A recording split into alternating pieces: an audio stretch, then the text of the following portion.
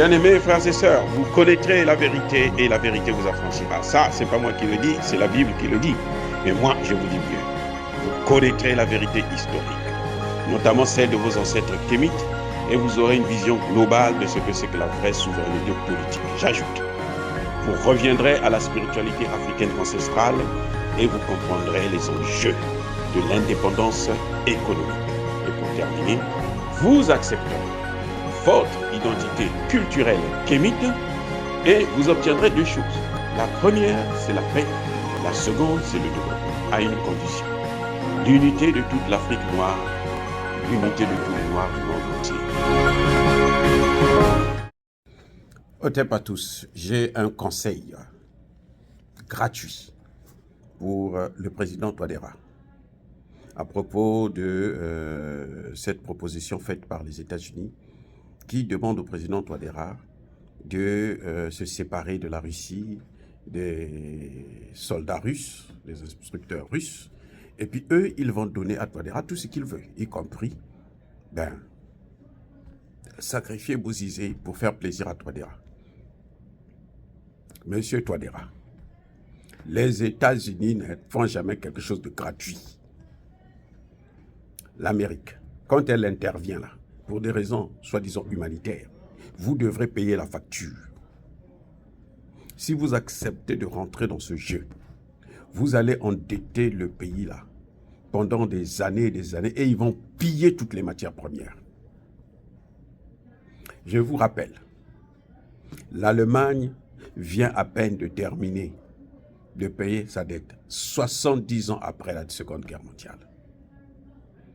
La France et la Grande-Bretagne ont fini de payer leurs dettes au début des années 2000. La France et la Grande-Bretagne. Ils sont tous partis de l'OTAN. Combien de fois vous? C'est pas pour rien que la France a cessé de nous piller, c'est pour payer sa dette vis-à-vis des États-Unis. L'Ukraine qui est en train de recevoir l'argent là, les gens se réjouissent. J'entendais le président Tshisekedi dire non, vous donnez de l'argent à l'Ukraine, vous ne nous donnez rien. Eh bien, c'est mieux de rester comme ça. Ce que l'Ukraine va payer là, c'est Dieu seul qui connaît en ce moment. Surtout qu'il y a une bonne partie là que l'Ukraine va perdre. Bon, l'Ukraine a des terres arabes, parmi les meilleures au monde, pour produire les céréales, le blé et autres. Peut-être que c'est ça que les Américains vont prendre. Mais sinon, au centime près, ils vont payer. L'argent qu'on est en train de donner là, c'est pas gratuit. Il faut payer ça. Et cette guerre-là, elle ne va pas s'arrêter aujourd'hui. En fin de compte, c'est une propagande qui est en train de se passer.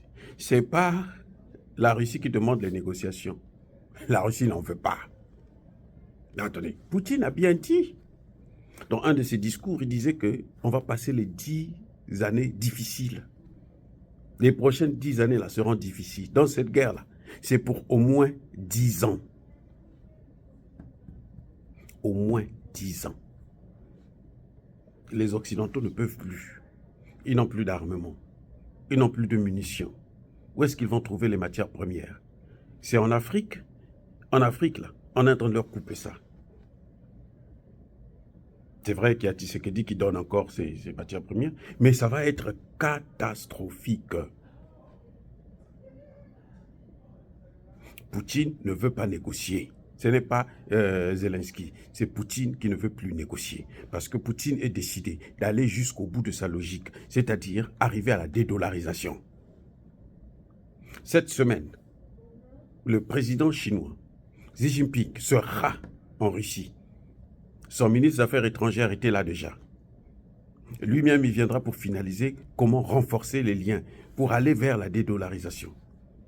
Ils veulent mettre en place un système SWIFT, l'équivalent du système SWIFT qui permet des transactions financières internationales. La Russie a le sien, la Chine a le sien. Maintenant, ils veulent mettre en place un système que les deux pays vont utiliser, qui sera peut-être même utilisé par toute la communauté internationale. Donc, vous n'aurez plus besoin d'acheter avec le dollar. Non, vous achetez avec l'or, vous achetez avec votre monnaie, vous achetez avec le rouble, vous achetez avec le yuan, vous achetez avec la monnaie indienne. Voilà ce qui est en train de se passer. Et maintenant, regardez là, ce qui se passe. Là où Poutine est très intelligent. C'est que lui, il dit, il sait que si on dédollarise là, l'argent américain, le dollar, c'est du papier simple. Ça n'a aucune valeur. Quand on évalue ça par rapport à l'or, les États-Unis émettent plus de billets que des réserves d'or qu'ils ont. Donc, cette monnaie n'a pas de valeur. Puis cette monnaie va perdre sa valeur. Puis cette monnaie ne sera plus utilisée dans le monde, dans les grandes transactions internationales. Vous savez qu'est-ce qui va se passer?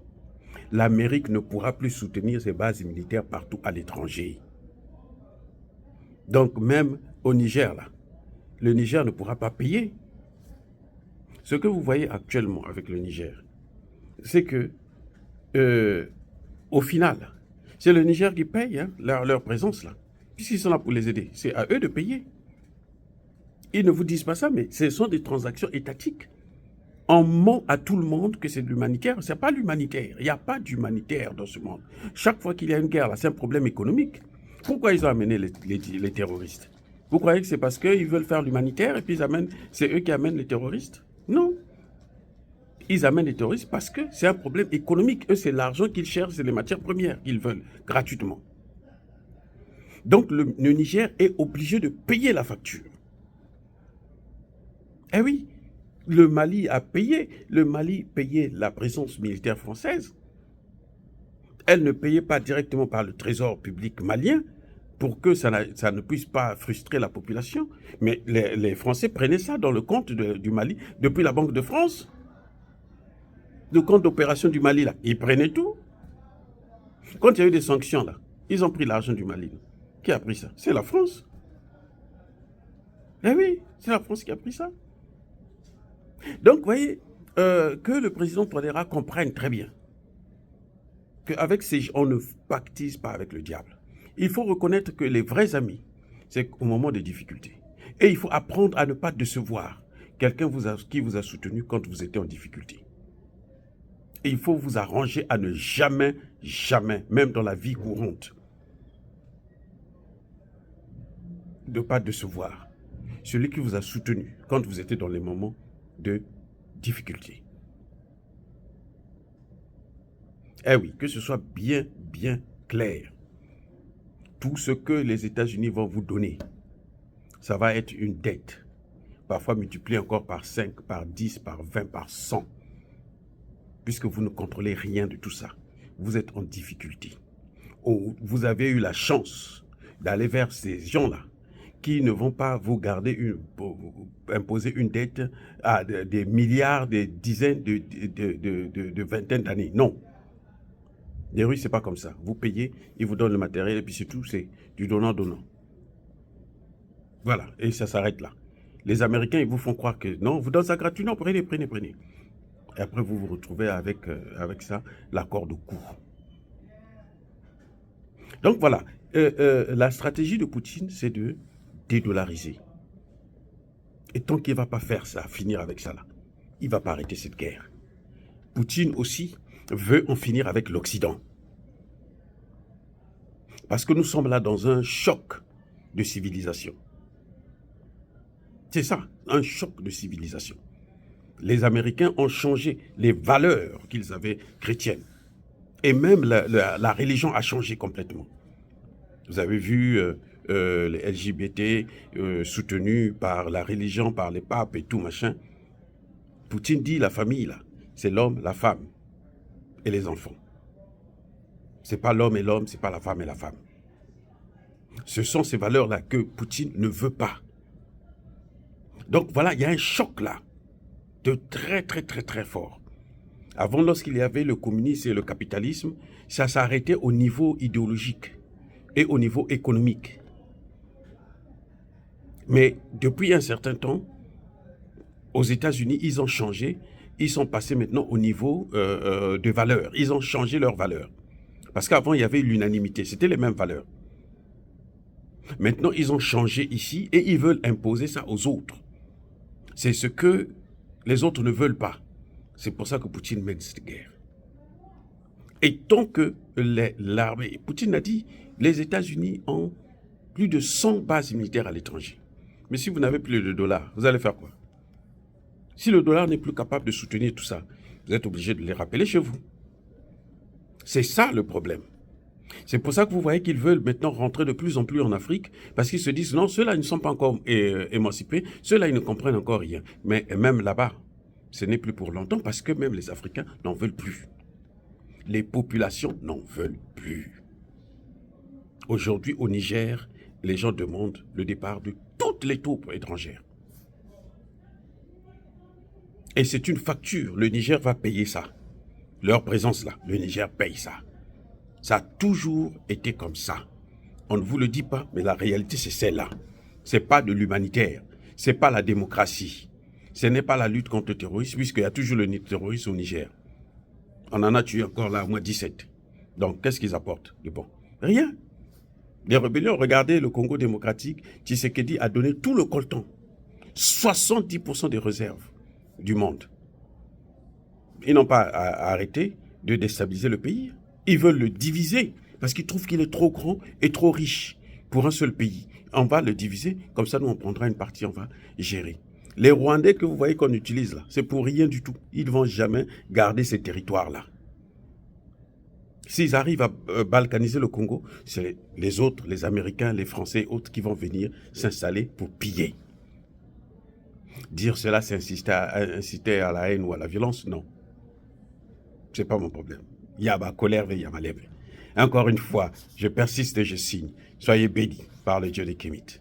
Mais que tous ceux qui persécutent le continent africain, tous ceux qui le déstabilisent et le pillent, qu'ils soient maudits, punis, neutralisés, foudroyés par le Dieu des Kémites et par nos ancêtres angélisés.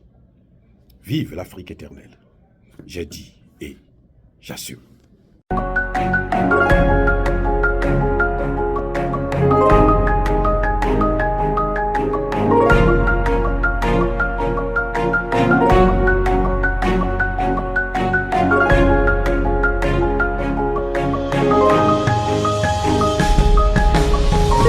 Eux, ils marchent par la foi et non par la vue.